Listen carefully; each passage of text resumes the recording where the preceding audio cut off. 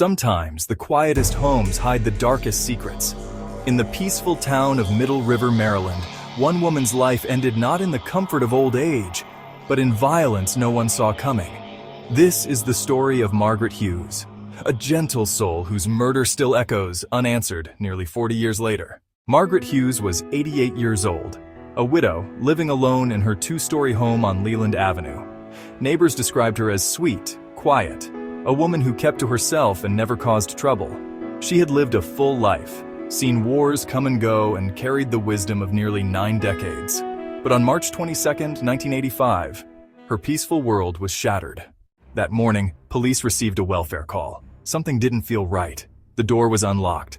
Silence filled the air. And then, they found her.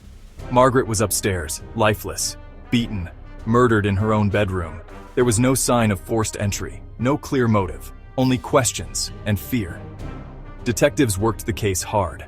They interviewed neighbors, collected what little evidence they could, but there were no witnesses, no fingerprints, no one to point a finger. As weeks turned to months, and months into years, the trail went cold. The case file was shelved, but Margaret's name remained etched in memory for many in the community.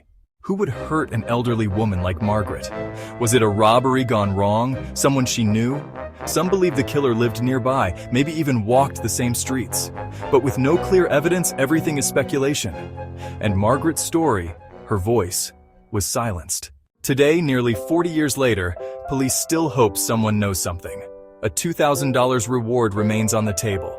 Just one call, one tip, could finally bring closure. Because Margaret Hughes deserves more than silence. She deserves justice. If you or anyone you know has information about the death of Margaret Hughes, contact Baltimore County Police at 410-887-3943 or Metro Crime Stoppers at 1-8667-LOCK-UP. Because even after all this time, someone out there knows the truth.